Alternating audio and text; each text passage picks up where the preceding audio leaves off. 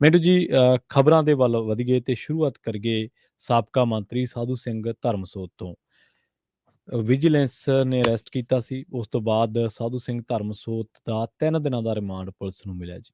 ਹਾਂਜੀ, ਦੇਖੋ ਇਹਨੂੰ ਕੱਲ ਸ਼ਾਮ ਗ੍ਰਿਫਤਾਰ ਕਰ ਲਿਆ ਗਿਆ ਸੀਗਾ ਹਾਂਜੀ। ਸਾਧੂ ਸਿੰਘ ਧਰਮਸੋਤ ਨੂੰ। ਇਨਫੈਕਟ ਕਿ ਆਪਾਂ ਕਹਿ ਸਕਦੇ ਹਾਂ ਕਿ ਰਾਤ ਨੂੰ ਗ੍ਰਿਫਤਾਰੀ ਜਿਹੜੀ ਆ ਪਾਈ ਗਈ ਆ, ਕਿਉਂਕਿ ਦੇਰ ਸ਼ਾਮ ਤੱਕ ਖਬਰਾਂ ਇਹੋ ਆਉਂਦੀਆਂ ਰਹੀਆਂ ਕਿ ਸੋਰਸਸ ਦੱਸ ਰਹੇ ਜੀ ਇਹ ਹੋਇਆ ਉਹ ਹੋਇਆ, ਹਿਰਾਸਤ ਚ ਲਿਆ, ਕੁਝ ਕਹਿੰਦੇ ਸਨ ਕਿ ਗ੍ਰਿਫਤਾਰ ਕਰ ਲਿਆ। ਪਰ ਬਾਅਦ ਦੇ ਵਿੱਚ ਵਿਜੀਲੈਂਸ ਨੇ ਨੇਰੇ ਪੈ, ਮਤਲਬ ਕਿ ਜਦੋਂ ਕਾਫੀ ਹਨੇਰਾ ਹੋ ਗਿਆ, ਮੂੰਹ ਹਨੇਰਾ ਜਿਹਾ ਕਹਿ ਲਓ, ਕਿ ਉਦੋਂ ਇਹਨਾਂ ਨੇ ਪ੍ਰੈਸ ਰਿਲੀਜ਼ ਜਾਰੀ ਕੀਤਾ ਸੀਗਾ ਕਿ ਅਸੀਂ ਵਾਕਿਆ ਸਾਧੂ ਸਿੰਘ ਧਰਮਸੋਤ ਨੂੰ ਲੈ ਆਂਦਾ ਹੈ ਜੀ। ਹੁਣ ਵਿਜੀਲੈਂਸ ਵਾਲਿਆਂ ਦਾ ਜੀ ਨਹੀਂ ਲੱਗਦਾ ਹੋਣਾ, ਕਹਿੰਦੇ ਨੇ ਚਲੋ ਸਾਧੂ ਸਿੰਘ ਧਰਮਸੋਤ ਨਾਲ ਗੱਲਾਂ ਬਾਤਾਂ ਕਰਦੇ ਆ।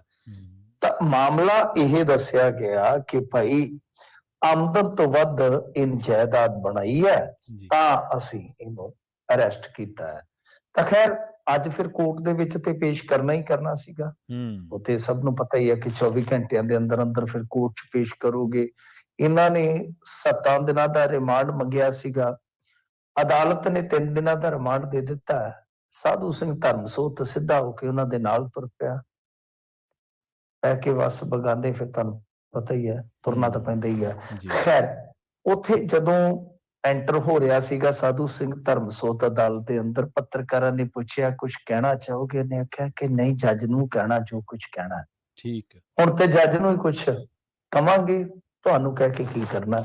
ਹਾਲਾਂਕਿ ਬਾਅਦ ਦੇ ਵਿੱਚ ਇਹਨਾਂ ਦੇ ਵਕੀਲ ਸਾਹਿਬ ਜਿਹੜੇ ਆ ਉਹ ਸਫਾਈਆਂ ਦਿੰਦੇ ਨਜ਼ਰ ਆਏ ਕਿ ਦੇਖੋ ਡਿਕਲੇਰੇਸ਼ਨ ਦੇ ਵਿੱਚ ਸਾਰਾ ਕੁਝ ਹੈਗਾ, ਮਤਲਬ ਕਿ ਜੋ ਜਾਇਦਾਦ ਸੰਬੰਧੀ ਜਾਣਕਾਰੀ ਆ ਉਹ ਇਹਨਾਂ ਦੇ ਹਲਫਨਾਮੇ ਦੇ ਵਿੱਚ ਆ, ਤੇ ਇਹ ਤੋਂ ਇਲਾਵਾ ਕਿ ਭਾਈ ਸਾਰਾ ਕੁਝ ਜਿਹੜਾ ਹੈ ਔਨ ਰਿਕਾਰਡ ਆ, ਅਸੀਂ ਕੁਝ ਵੀ ਲੁਕਾਇਆ ਛੁਪਾਇਆ ਨਹੀਂ ਹੈ।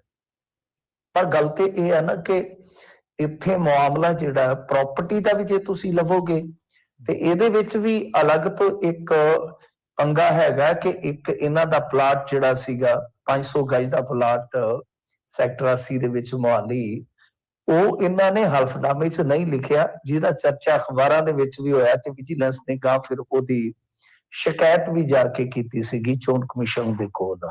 ਤੇ ਖੈਰ ਇਹਦੇ ਤੋਂ ਵੀ ਜੇ ਆਪਾਂ ਅੱਗੇ ਵਧੀਏ, ਮਾਮਲਾ ਆਮਦਨ ਤੋਂ ਵੱਧ ਜਾਇਦਾਦ ਦਾ ਨਹੀਂ ਹੈ ਜੀ। ਇੱਥੇ ਰੌਲਾ ਤੇ ਇੱਕ ਤਰ੍ਹਾਂ ਨਾਲ ਇਹ ਹੈ ਕਿ ਤੁਸੀਂ ਖਰਚ ਕੀਤਾ ਹੈ, ਉਹਨਾਂ ਨੇ ਖਰਚ ਵਾਲਾ ਕੱਢਿਆ ਹੈ ਫਿਗਰ।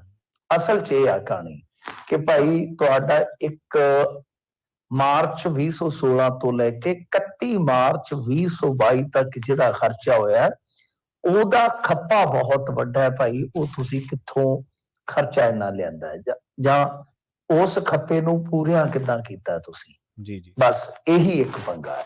ਤਾਂ ਦੇਖੋ ਗੱਲ ਕੀ ਹੈ ਕਿ ਵੈਸੇ ਤੇ ਸਾਧੂ ਸਿੰਘ ਧਰਮਸੋਤ ਕਿਸ ਤਰ੍ਹਾਂ ਚੱਲਦਾ ਰਿਹਾ ਸਭਨਾਂ ਨੂੰ ਪਤਾ ਹੀ ਹੈ ਕਿ ਸਾਧੂ ਸਿੰਘ ਧਰਮਸੋਤ ਜਦੋਂ ਮੰਤਰੀ ਸੀਗਾ ਇਹ ਤੇ ਸ਼ੁਰੂਆਤੀ ਗੇੜ ਦੇ ਵਿੱਚ ਇੱਕ ਨੀਂਹ ਪੱਥਰ ਤੋਂ ਲੜ ਪਿਆ ਸੀਗਾ ਜੀ। ਤੇ ਉਸ ਨੀਂਹ ਪੱਥਰ ਤੋਂ ਲੜਿਆ, ਏਦਾਂ ਕਹਿ ਲਓ ਕਿ ਇਹਦੀ ਨੀਂਹ ਜਿਹੜੀ ਹੈ ਨਾ ਮੰਤਰੀ ਪੁਣੇ ਦੀ ਉਹ ਮਾੜੀ ਹੋਈ ਸੀਗੀ।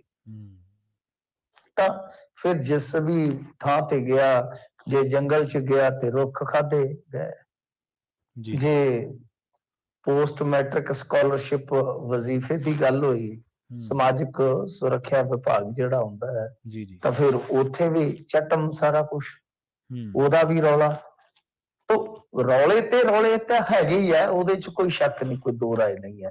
ਪਰ ਮੈਨੂੰ ਜਾਂ ਕਹਿ ਲਓ ਕਿ ਮੇਰੇ ਵਰਗਿਆਂ ਹੋਰਾਂ ਨੂੰ ਵੀ ਕਈ ਸ਼ਾਇਦ ਸੋਚਦੇ ਹੁੰਦੇ ਤਾਂ ਉਹ ਸੋਚ ਜ਼ਰੂਰ ਆਈ ਹੋਏਗੀ ਕਿ ਬਈ ਜੇ ਸਾਧੂ ਸਿੰਘ ਧਰਮਸੋਤ ਨੂੰ ਪਹਿਲਾਂ ਫੜਦਿਆ ਸੀਗਾ, ਹੁਣ ਫਿਰ ਉਹਨੂੰ ਫੜਨ ਦੀ ਕਿਹੜੇ ਬੰਦੇ ਤੋਂ ਤੁਸੀਂ ਪੁੱਛ ਪਾਉਣੀ ਸੀ? ਮੂਰਤ ਦਿਖਦੇ ਸੀ ਜੀ। ਇਹ ਅਸੈਸਮੈਂਟ ਤੇ ਦੇਖੋ, ਗੱਲ ਇਹ ਹੈ ਕਿ ਜਦੋਂ ਪਿਛਲੀ ਵਾਰੀ ਫੜਿਆ, ਇਹ ਅਸੈਸਮੈਂਟ ਤੇ ਬੜੀ ਸੌਖੀ ਹੈ ਕਿਉਂਕਿ ਇਹ ਮਾਰਚ 22 ਕਿਹਾ ਜੀ, ਮੈਂ ਤਰੀਕ ਕੋਟ ਕੀਤੀ ਹੈ ਤੁਹਾਨੂੰ, ਜਿਹੜੀ ਪ੍ਰੈਸ ਰਿਲੀਜ਼ ਦੇ ਵਿੱਚ ਉਹਨਾਂ ਨੇ ਦੱਸੀ ਹੈ, ਮੈਂਸ਼ਨ ਕੀਤੀ ਹੈ ਕਿ ਹੋ ਤਾਂ ਬਈ ਤੁਹਾਡੀ ਜਿਹੜੀ ਹੈ ਉਹ 31 ਮਾਰਚ 2022 ਕਿਹਾ ਜਦੋਂ ਸਰਕਾਰ ਬਣ ਗਈ। ਇਹ ਸਾਧੂ ਸਿੰਘ ਧਰਮਸੋਤ ਨੂੰ ਕਈ ਮਹੀਨੇ ਬਾਅਦ ਗ੍ਰਿਫਤਾਰ ਕੀਤਾ ਜੀ, ਠੀਕ ਹੈ ਜੀ। ਤਾਂ ਕਿ ਉਦੋਂ ਤੱਕ ਇਹ ਅਸੈਸਮੈਂਟ ਨਹੀਂ ਸੀ ਲੱਗ ਸਕਦੀ। ਮਤਲਬ ਕਿ ਇਹ ਇਦਾਂ ਲੱਗਦਾ ਹੈ ਕਿ ਠੀਕ ਆ, ਚਲੋ ਜਿੰਨੇ ਵੀ ਗਾਜਰਾਂ ਖਾਧੀਆਂ ਢਿੱਡ 'ਚ ਉਹਦੇ ਪੀੜ ਹੋਣੀ ਚਾਹੀਦੀ ਹੈ, ਹੋਏਗੀ ਉਹ ਤਾਂ ਆਬਵੀਅਸ। ਕਿ ਗੱਲ ਇਹ ਆ ਕਿ ਜੇ ਮੁਰਗੇ ਖਾਧੇ ਤਾਂ ਬਾਂਗਾ ਇਹਨਾਂ ਨੇ ਦੇਣੀਆਂ ਦੇਣੀਆਂ। ਪਰ ਸਭ ਤੋਂ ਵੱਡੀ ਗੱਲ ਹੈ ਕਿ ਕੀ ਇਦਾਂ ਨਹੀਂ ਲੱਗਦਾ ਕਿ ਜਿੱਦਾਂ ਵਾਰ-ਵਾਰ ਇਸ ਤਰ੍ਹਾਂ ਕਰਕੇ ਪੀਆਰ ਇਵੈਂਟ ਬਣਾਇਆ ਜਾ ਰਿਹਾ ਹੈ, ਪੀਆਰ ਐਕਸਰਸਾਈਜ਼ ਕੀਤੀ ਜਾ ਰਹੀ ਹੈ। ਕਿਉਂਕਿ ਜਦੋਂ ਤੁਸੀਂ ਬੰਦਾ ਫੜ ਲਿਆ, ਜਾਂ ਤਾਂ ਨਵਾਂ ਬੰਦਾ ਫੜੋ, ਨਵਾਂ ਚੋਰ ਫੜੋ, ਠੀਕ ਹੈ, ਉਹਨੂੰ ਰਗੜੋ ਚੰਗੀ ਤਰ੍ਹਾਂ। ਜਦ ਇੱਕ ਵਾਰੀ ਬੰਦਾ ਫੜ ਲਿਆ, ਹੁਣ ਹਾਲੇ ਪੋਸਟ ਮੈਟ੍ਰਿਕ ਸਕਾਲਰਸ਼ਿਪ ਵਾਲਾ ਖੁੱਲਾ, ਮਤਲਬ ਕਿ 6 ਮਹੀਨਿਆਂ ਬਾਅਦ ਫਿਰ ਸਾਧੂ ਸਿੰਘ ਧਰਮਸੋਤ ਜ਼ਮਾਨਤ ਕਰਾ ਕੇ ਆਏਗਾ, ਤੁਸੀਂ ਫਿਰ ਚੱਕ ਲਿਓ। ਵੀ ਇੱਕੇ ਵਾਰੀ ਇਹਦਾ ਹਿਸਾਬ ਕਿਤਾਬ ਚੰਗੀ ਤਰ੍ਹਾਂ ਕਰੋ, ਸਾਰੇ ਮਾਮਲੇ ਪੱਟ ਕੇ ਤੇ ਉੱਥੇ ਲਾਓ ਨਾਲ, ਛੇਤੀ ਕਿਤੇ ਜ਼ਮਾਨਤ ਮਿਲੇ ਨਾ। ਖੈਰ ਸਾਧੂ ਸਿੰਘ ਧਰਮਸੋਤ ਫਿਰ ਉੱਥੇ ਹੀ ਪਹੁੰਚ ਗਿਆ ਜਿੱਥੋਂ ਆਇਆ ਸੀ, ਮਤਲਬ ਹਵਾਲਾਤ ਦੇ ਵਿੱਚ। ਹਵਾ ਮਸਤ ਹੈ ਬਸ। ਜੀ